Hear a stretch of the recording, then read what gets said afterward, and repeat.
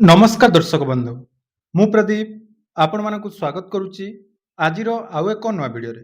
ତ ଦର୍ଶକ ବନ୍ଧୁ ଏହି ଭିଡ଼ିଓଟି ଆପଣମାନଙ୍କ ପରିବାରର ସମସ୍ତଙ୍କ ପାଇଁ ଗୋଟେ ବହୁତ ବଡ଼ ଇମ୍ପୋର୍ଟାଣ୍ଟ ଭିଡ଼ିଓ ରହିଛି। କାରଣ ଆପଣମାନେ ସମସ୍ତେ ଜାଣିଥିବେ ବର୍ତ୍ତମାନ ଆପଣମାନେ ଯେକୌଣସି ବ୍ୟାଙ୍କକୁ ଆକାଉଣ୍ଟ ଖୋଲିବା ପାଇଁ ଯାଉଛନ୍ତି ବା ଯେକୌଣସି କାମ କରୁଛନ୍ତି ଆଧାର କାର୍ଡ଼ ସହିତ ଆପଣମାନଙ୍କର ପାନ୍ କାର୍ଡ଼ର ଆବଶ୍ୟକତା ରହୁଛି। ତେଣୁ ଯଦି ଆପଣମାନଙ୍କ ପାଖରେ ପାନ୍ କାର୍ଡ଼ ନାହିଁ ବା ଆପଣମାନଙ୍କ ପରିବାରରେ ଛୋଟ ପିଲାଠୁ ଆରମ୍ଭ କରି ଯେତେ ବି ବୟସ୍କ ଲୋକ ରହିଛନ୍ତି ଯେଉଁମାନଙ୍କ ପାଖରେ ପାନ୍ କାର୍ଡ଼ ନାହିଁ ତାହେଲେ ସେମାନଙ୍କ ପାଇଁ ବର୍ତ୍ତମାନ ଗୋଟେ ବହୁତ ବଡ଼ ଇମ୍ପୋର୍ଟାଣ୍ଟ ଅପଡେଟ୍ ରହିଛି ଯେ ପୂର୍ବରୁ ଯେଉଁ ନିୟମ ଅନୁସାରେ ଆପଣମାନେ ପାନ୍ କାର୍ଡ଼ ବନାଉଥିଲେ ପାନ୍ କାର୍ଡ଼ଟିଏ ବନାଇବା ପାଇଁ ଆପଣମାନଙ୍କର ଯେଉଁ ପ୍ରୁଫ୍ ହିସାବରେ କେବଳ ଆଧାର କାର୍ଡ଼ ଦେଲେ ଆପଣମାନେ ଯେକୌଣସି ୱେବସାଇଟ୍ରୁ ନିଜର ପାନ୍ କାର୍ଡ଼ ବନେଇ ପାରୁଥିଲେ। କିନ୍ତୁ ବର୍ତ୍ତମାନ ଏହି ନିୟମଟି ପରିବର୍ତ୍ତନ ହେବା ପାଇଁ ଯାଉଛି ଏବଂ ଆସନ୍ତା ଏପ୍ରିଲ 1 ତାରିଖ ଠାରୁ ପାନ୍ କାର୍ଡ଼ରେ ଆପଣମାନଙ୍କର ନୂଆ ହିତାଧିକାରୀ ବା ଯେଉଁମାନେ ନୂଆ ପାନ୍ କାର୍ଡ଼ ବର୍ତ୍ତମାନ ବନେଇବେ ସେମାନଙ୍କର ଯେଉଁ ଆଧାର ପ୍ରୁଫ୍ ହିସାବରେ ଯେଉଁ ଡକୁମେଣ୍ଟ ଦେଉଥିଲେ ବା ଆଇଡେଣ୍ଟିଟି ପ୍ରୁଫ୍ ହିସାବରେ ଆମର ଆଧାର କାର୍ଡ଼କୁ ବ୍ୟବହାର କରୁଥିଲେ ବର୍ତ୍ତମାନ ଆପଣମାନଙ୍କର ଆଧାର କାର୍ଡ଼କୁ ଏପ୍ରୁଭାଲ୍ ନିଆଯିବ ନାହିଁ। ତେଣୁ ଏହି ନିୟମ ଆସିବା ପୂର୍ବରୁ ଯଦି ଆପଣମାନଙ୍କ ପରିବାରରେ କୌଣସି ବି ବ୍ୟକ୍ତିଙ୍କ ପାଖରେ ପାନ୍ କାର୍ଡ଼ ନାହିଁ ସେଟା ଆପଣମାନଙ୍କର ଛୋଟ ପିଲାମାନଙ୍କର ହଉ ବା ବୟସ୍କ ଲୋକମାନଙ୍କର ହଉ ଯେଉଁମାନଙ୍କ ପାଖରେ ପାନ୍ କାର୍ଡ଼ ନାହିଁ 31 ମାର୍ଚ୍ଚ ସୁଦ୍ଧା ସେମାନେ ନିଜ ନିଜର ପାନ୍ କାର୍ଡ଼ ବନେଇ ନେବା ଉଚିତ। କାରଣ ପରବର୍ତ୍ତୀ ସମୟରେ ବର୍ତ୍ତମାନ ପାନ୍ କାର୍ଡ଼କୁ ନେଇ 7ଟି ନୂଆ ନିୟମ ଆସିଛି ଯେଉଁଟାକି ଏପ୍ରିଲ 1 ତାରିଖ ଠାରୁ ଲାଗୁ ହେବ ଏବଂ ବର୍ତ୍ତମାନ ଆପଣମାନେ ଯଦି କୌଣସି ଗାଡ଼ି କିଣିବା ପାଇଁ ଯାଉଛନ୍ତି ବା ଅନଲାଇନରେ ଟ୍ରାଞ୍ଜାକ୍ସନ୍ କରୁଛନ୍ତି ସବୁ କ୍ଷେତ୍ରରେ ପାନ୍ କାର୍ଡ଼କୁ ମାଣ୍ଡାଟୋରି କରାଯାଇଛି। ତେଣୁ 31 ମାର୍ଚ୍ଚ ପୂର୍ବରୁ ଆପଣମାନେ ପାନ୍ କାର୍ଡ଼ ବନେଇବା ନିହାତି ଦରକାର।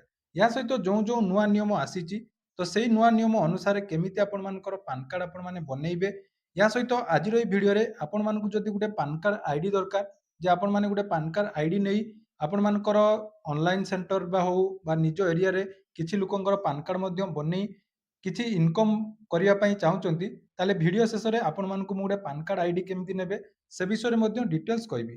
ତ ଭିଡ଼ିଓଟି ଆପଣମାନଙ୍କ ପାଇଁ ଇନଫର୍ମେଟିଭ୍ ରହିବ। ତ ତା ପୂର୍ବରୁ ଯଦି ଚ୍ୟାନେଲକୁ ପ୍ରଥମ ଥର ଭିଜିଟ୍ କରୁଛନ୍ତି ଭିଡ଼ିଓକୁ ଲାଇକ୍ କରିବେ ଚ୍ୟାନେଲକୁ ସବସ୍କ୍ରାଇବ୍ କରିବା ସହିତ ପାଖରେ ଥିବା ବେଲ୍ ଆଇକନ୍କୁ କ୍ଲିକ୍ କରି ଅଲ୍ରେ ସେଟ୍ କରିଦେବେ। ତ ଦେଖନ୍ତୁ ଯେଉଁଟାକି ମୁଁ ସର୍ବପ୍ରଥମେ ଆପଣମାନଙ୍କୁ କହିଲି ଯେ ପାନ୍ କାର୍ଡ଼ ବର୍ତ୍ତମାନ ଆପଣମାନଙ୍କ ପାଇଁ ଗୋଟେ ମୋଷ୍ଟ ଇମ୍ପୋର୍ଟାଣ୍ଟ ଡକୁମେଣ୍ଟ ହିସାବରେ ଯାହାକି ବ୍ୟବହାର ହେଉଛି।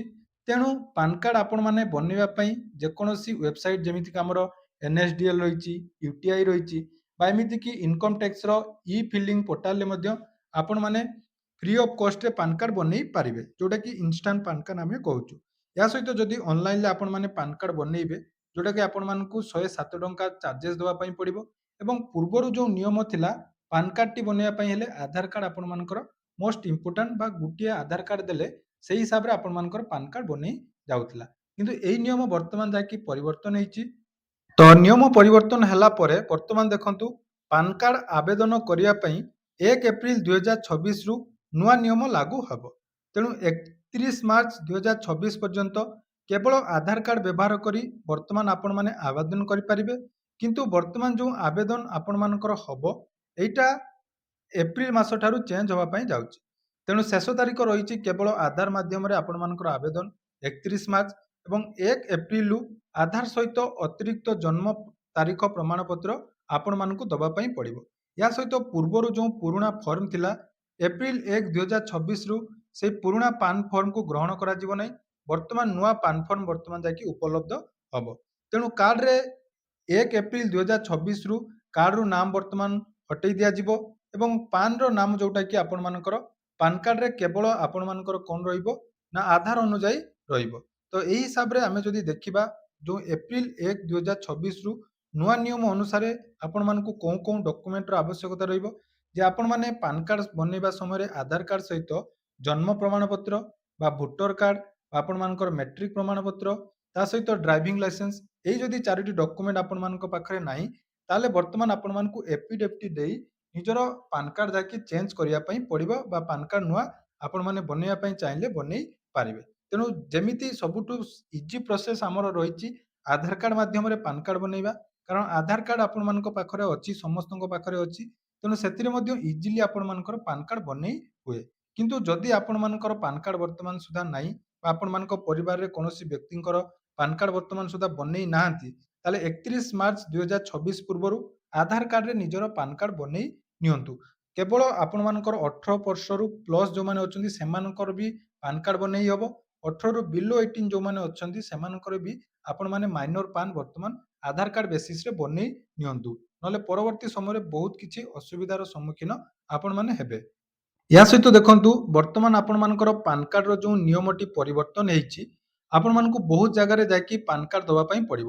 ଯେମିତିକି ସମ୍ପତ୍ତି କାରବାର ଆପଣମାନେ ଯଦି କିଛି ଜିନିଷ ବା ଆପଣମାନଙ୍କର ସମ୍ପତ୍ତି କ୍ରୟ କରୁଛନ୍ତି ବା ବିକ୍ରୟ କରୁଛନ୍ତି, 20 ଲକ୍ଷରୁ ଅଧିକ ହେଲେ ବର୍ତ୍ତମାନ ଯାଇକି ଆପଣମାନଙ୍କର ପାନ୍ କାର୍ଡ ବାଧ୍ୟତାମୂଳକ ରହିଛି। ସେହିଭଳି ମହଙ୍ଗା ଯାନ ଯଦି ଆପଣମାନେ କ୍ରୟ କରୁଛନ୍ତି, 5 ଲକ୍ଷରୁ ଅଧିକ ହୋଇଥିଲେ ସେଠି ଆପଣମାନଙ୍କର ଯେଉଁଟାକି ପାନ୍ କାର୍ଡ ନିହାତି ବାଧ୍ୟତାମୂଳକ ଡକ୍ୟୁମେଣ୍ଟ ହିସାବରେ ବ୍ୟବହାର କରାଯିବ। ଏବଂ ପ୍ରଥମ ଥର ପାଇଁ 2 ଚକିଆ ଯାନଗୁଡ଼ିକରେ ମଧ୍ୟ ଆପଣମାନଙ୍କର ପାନ୍ କାର୍ଡକୁ ଇନକ୍ଲୁଡ୍ କରାଯିବ। ଏହା ସହିତ 1 ଲକ୍ଷରୁ ଅଧିକ ବିଲ୍ ଯଦି ଆପଣମାନଙ୍କର ହୁଏ, କୌଣସି ହୋଟେଲ କିମ୍ବା ବିବାହ ଉତ୍ସବ ବା କୌଣସି ସରକାରୀ କାର୍ଯ୍ୟକ୍ରମରେ ଯଦି 1 ଲକ୍ଷ ଟଙ୍କାରୁ ଅଧିକ ବିଲ୍ ହେଉଛି, ତାହେଲେ ବର୍ତ୍ତମାନ ଆପଣମାନେ ବିନା ପାନ୍ କାର୍ଡରେ ସେସବୁ କାମ କରିପାରିବେ ନାହିଁ। ଏହା ସହିତ ଯଦି କୌଣସି ଇନ୍ସୁରାନ୍ସ ବର୍ତ୍ତମାନ ଆପଣମାନେ ନେବା ପାଇଁ ଚାହୁଁଛନ୍ତି, ତାହେଲେ ଇନ୍ସୁରାନ୍ସ ଯେତେ ବି ପ୍ରିମିୟମ୍ ଆପଣମାନଙ୍କର ହେଇଥାଉ, ଆପଣମାନଙ୍କର ପାନ୍ କାର୍ଡ ଯାଇକି ନିହାତି ଦେବା ପାଇଁ ପଡ଼ିବ। ଏହା ସହିତ ଯଦି ପୂର୍ବରୁ ଆପଣମାନଙ୍କର ପାନ୍ କାର୍ଡରେ କୌଣସି ଭୁଲ ତଥ୍ୟ ଅଛି, ତାହା ବର୍ତ୍ତମାନ ଆପଣମାନେ କରେକ୍ସନ୍ କରୁନାହାନ୍ତି, ତାହେଲେ ଏପ୍ରିଲ 1 ତାରିଖ ଠାରୁ ତା ପାଇଁ ମଧ୍ୟ ଆପଣମାନଙ୍କୁ 10,000 ଟଙ୍କା ପର୍ଯ୍ୟନ୍ତ ଦଣ୍ଡ ବିଧାନ ହୋଇପାରେ। ତେଣୁ 31 ମାର୍ଚ୍ଚ ପୂର୍ବରୁ ଆପଣମାନେ ନିଜ ନିଜର ପାନ୍ କାର୍ଡରେ ଯଦି କିଛି କରେକ୍ସନ୍ କରିବା ପାଇଁ ଚାହୁଁଛନ୍ତି, ତାହେଲେ ଆପଣମାନେ କରେକ୍ସନ୍ ମଧ୍ୟ କରିପାରିବେ। ଏଇଟା ହେଲା ମୋଷ୍ଟ ଇମ୍ପୋର୍ଟାଣ୍ଟ ଯେଉଁ ଚେଞ୍ଜେସ୍ ହେବା ପାଇଁ ଯାଉଛି। ତେଣୁ ଯେଉଁମାନଙ୍କ ପାଖରେ ପାନ୍ କାର୍ଡ ନାହିଁ, ସେମାନେ ବର୍ତ୍ତମାନ ଆପଣମାନଙ୍କର ଅନଲାଇନ୍‌ରେ ପାନ୍ କାର୍ଡ ବନେଇ ପାରିବେ।